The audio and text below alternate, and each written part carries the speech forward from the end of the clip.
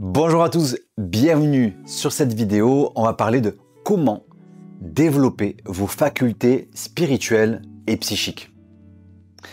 Effectivement, absolument chaque individu peut développer de la compétence énergétique, de la compétence spirituelle. On va voir pourquoi et on va voir ce que vous pouvez faire pour concrètement développer ces potentiels qui sont sans doute encore à l'état de latence, à l'état de sommeil.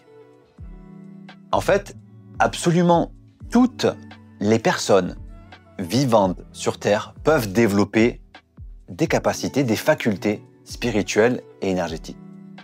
En fait, cela va dépendre un petit peu de votre profil. Chacun est unique. Vous avez même des prédispositions qui sont particulières, là où une autre personne aura des prédispositions différentes. Il y a aussi un terrain génétique et un terrain karmique. Mais les différentes facultés que vous pouvez développer, il y a par exemple la clairaudition, la clairvision, la médiumnité, la décorporation, le magnétisme. Toutes ces facultés-là, en réalité, vont être associées au monde énergétique car vous allez utiliser des parties de votre structure multidimensionnelle.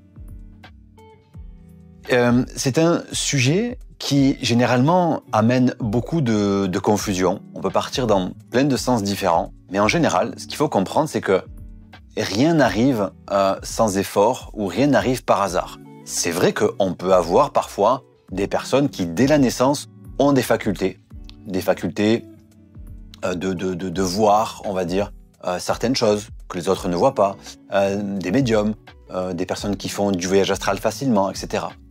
Généralement, même ces facultés-là, lorsqu'on vient avec, eh bien, elles ont été développées et maturées dans d'autres niveaux. Soit c'est qu'il y a des prédispositions génétiques, et là on voit bien, c'est généralement on se transmet le don de génération en génération.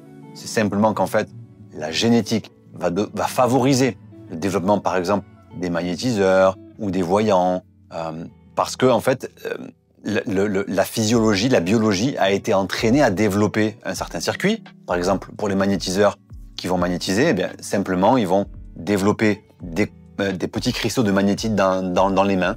Donc en fait, leurs descendants vont avoir plus de facilité à développer ces potentiels-là. Ce que vous faites pour vous, vous le faites aussi pour les générations qui viennent ensuite. Donc il y a ce facteur-là génétique et il y a le facteur, on va dire, karmique, c'est-à-dire que potentiellement, vous avez développé dans votre structure énergétique des outils que vous conservez dans votre présente incarnation. Donc, même si ça paraît être un don, en réalité, ce n'en est pas. Ce sont des compétences qui ont été développées, pas forcément dans cette incarnation-là, mais dont vous tirez encore les fruits, tout simplement. Néanmoins, si vous n'avez pas comme ça de don natif, c'est pas trop tard. Vous pouvez quand même commencer dès à présent à développer ces compétences. Et pour ce faire, il faut juste comprendre des principes très simples pour pouvoir faire ça facilement et rapidement dans une vie moderne. Pas besoin de méditer 8 heures par jour ou de s'entraîner toute une vie pour pouvoir développer des compétences. En réalité, tout ce qui est développement de vos pouvoirs spirituels, de vos facultés spirituelles, on va utiliser les 2 premiers niveaux de l'aura, ce qu'on appelle les 2 premiers corps, c'est-à-dire le corps éthérique et le corps astral. Ensuite, les corps supérieurs, vous les laissez tomber. D'accord ? En tant qu'être humain, là aujourd'hui, vous ne pouvez travailler que sur votre corps éthérique, le corps physique bien sûr, mais que sur le corps éthérique et que sur votre véhicule astral. Et pour ce faire, vous allez utiliser le principal outil que vous avez, l'outil, le seul outil qui peut commander à ces corps-là, c'est le corps mental. C'est avec votre mental que vous pouvez venir influencer sur la partie éthérique et la partie astrale. Tous les pouvoirs énergétiques, les facultés énergétiques qu'on a vues, comme la médiumnité, le voyage astral, etc., vont passer par la structure éthérique, c'est-à-dire votre champ énergétique. Et ici, on est vraiment tous différents. Vous avez des personnes qui ont un gros champ énergétique, avec un beau volume, de la belle énergie, etc. Des personnes qui ont des corps énergétiques plus faibles, moins développés. Et le point consiste ici à venir développer cette structure, car Combien de temps avez-vous passé à développer votre corps énergétique? Concrètement, généralement pas beaucoup. C'est pour ça que vous vivez essentiellement dans la structure physique, mais vous avez assez peu au final développé ces potentialités qui sont toujours en sommeil. C'est pour ça que c'est en sommeil. C'est parce qu'en soi, ce n'est pas travaillé, ce n'est pas activé. Hein. C'est pas une punition divine ou une malédiction, si vous voulez. Ces potentiels sont là, il suffit juste d'y consacrer un petit peu de temps de la bonne façon. Et pour travailler de la bonne façon, il y a notamment un centre clé dans le fonctionnement du réveil de tous ces potentiels-là, c'est ce qu'on appelle la glande pinéale, qui se trouve ici.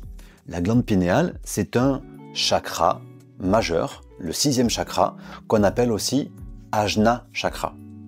J'ai spécialement réalisé un atelier dont vous pouvez voir le lien en dessous dans la description. Vous pouvez cliquer dessus et aller voir l'atelier où je vous montre dans cet atelier comment vous allez pouvoir activer cette glande pinéale, ce centre. Et ça va vous prendre même pas 5 minutes. Ça sert à rien de se mettre en méditation pendant des heures, de travailler, d'être dans des choses contraignantes. En réalité, il faut simplement comprendre qu'est-ce qu'on fait, pourquoi on le fait et comment on le fait. Une fois que ça c'est compris, on a juste à utiliser ce qui tombe sous le sens, c'est-à-dire une méthode rapide, simple, efficace. Et dans cet atelier, je vous garantis que si vous me suivez correctement dans l'exercice que je vous propose, vous allez sentir l'activation de votre glande pinéale. Le plus important, c'est que vous ressentiez l'élément. C'est pas, il faut pas faire des choses parce qu'on vous dit de les faire en vous faisant croire que ça fonctionne. D'accord? Par exemple, que vous méditiez, que vous priez, que vous fassiez n'importe quel type d'exercice différent, que vous visualisez ou autre, l'important, c'est ce que vous allez ressentir dans votre structure. Si vous ne sentez pas ici quelque chose qui s'ouvre, si vous ne sentez pas des picotements, si vous ne sentez pas, je ne sais pas, beaucoup d'énergie qui arrive, si vous ne voyez pas des flashs de lumière, des choses concrètes, mesurables, ça veut dire que ce que vous faites juste ne fonctionne pas, d'accord? Donc fiez-vous à ce que vous allez ressentir. Et dans cet atelier, je vous garantis que si vous me suivez, vous allez ressentir l'activation de votre glande pinéale. En description, vous pouvez voir également les conférences que je donne sur la biorésonance multidimensionnelle. Je vous remercie pour votre écoute et je vous dis à bientôt dans la prochaine vidéo.